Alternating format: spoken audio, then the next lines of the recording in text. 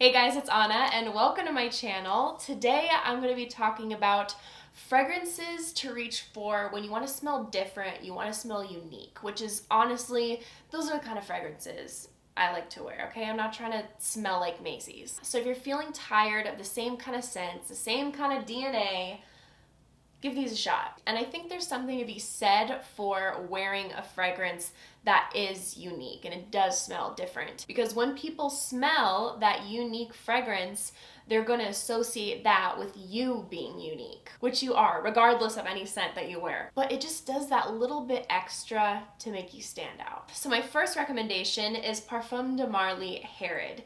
Now this is obviously marketed towards men, but this is absolutely a unisex fragrance.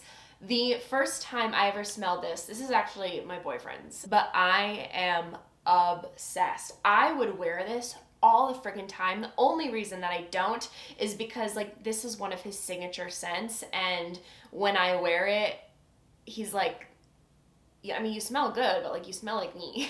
So I'm slightly bitter that I didn't get to it first. But the first time I ever smelled this, I got into my boyfriend's car and I'm like, did you drink apple cider? And he's like, no.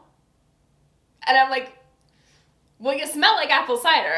I'm like, what is it? Something smells like apple cider. And he's like, it's the fragrance I'm wearing. It's Parfums de Marly Herod. Right then and there, you know it's meant to be. A guy already has a little niche fragrance collection before you even start dating him. Keep her. Oh my gosh, it smells so good. This is gourmand, sexy.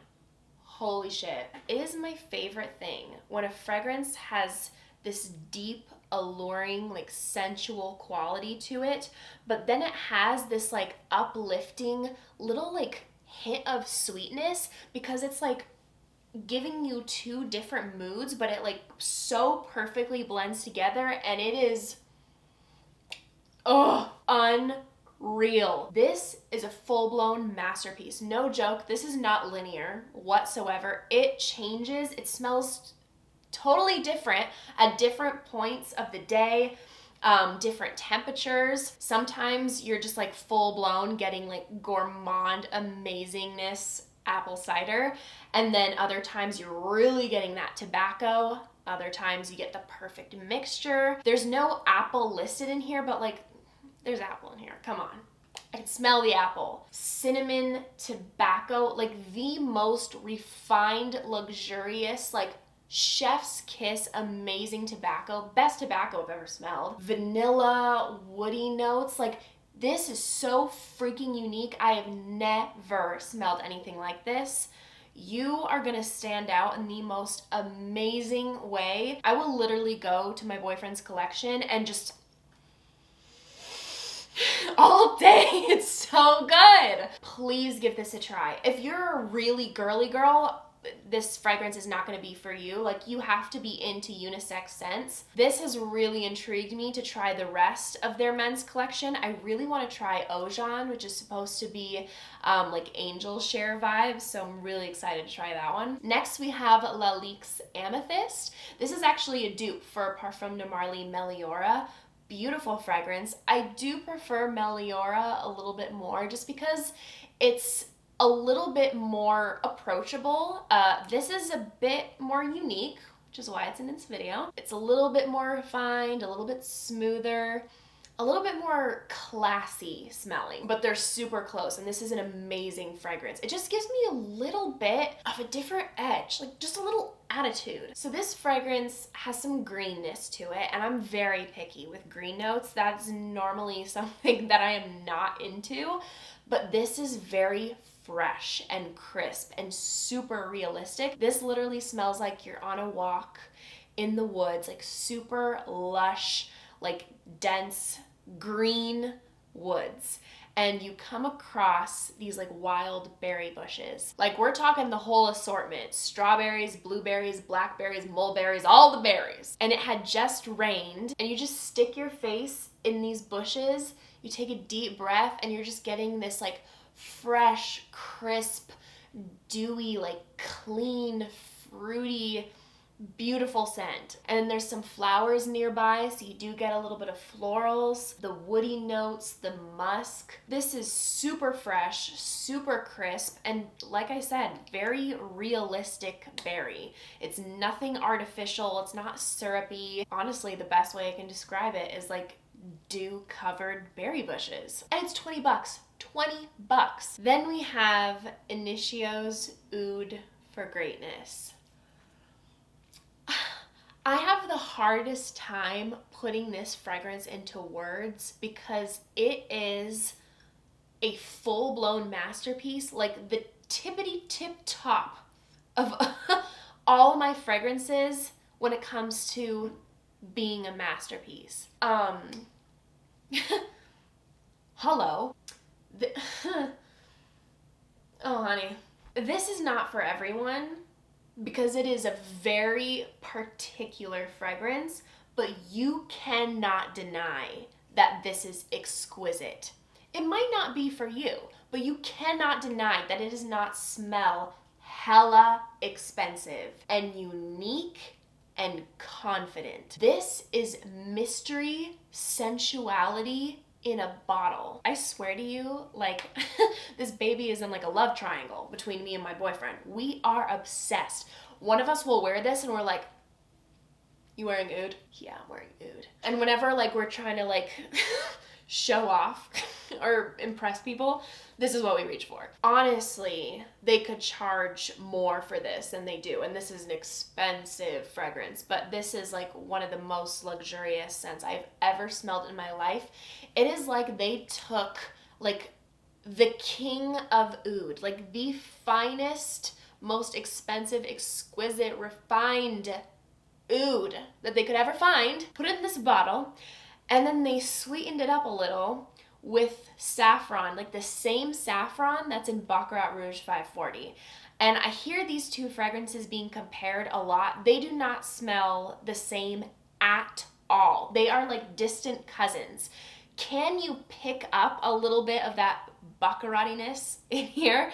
Yes, because it shares that saffron note. It has that same little sweetness that is so sexy and intriguing, but completely different scents and completely different moods. Not anyone can wear this, okay? You have to be confident to wear this. You need to keep your head high. When you walk into a room, you have a presence. You know, you're not like walking in with your like shoulders slouched. You're not on your phone. You walk in with a purpose and you don't take anybody's bullshit, okay? I feel like you need to be wearing dark clothes when you wear this, you know, wearing like a flowy white dress. It's not the vibe, okay? Beautiful, but not the vibe. This is unisex, but I actually see more men talking about this than I do women, but women, girls, ladies, come on. Try it, try it. It just takes a certain type of person, you know, to wear it. And she is strong. 2-3 sprays max, okay? You will choke people out. One of my favorite fragrances in my collection. This is like me in a bottle. I have a couple of fragrances where I'm like, that's me. So this is me when I'm in a certain mood. But when I smell this, like, this is absolutely me. How the bottle looks is how she smells, okay? Then we have Lamar by Kajal. This is an underrated fragrance. Why am I not hearing more about this, people? This is so good. Perfect for spring and summer.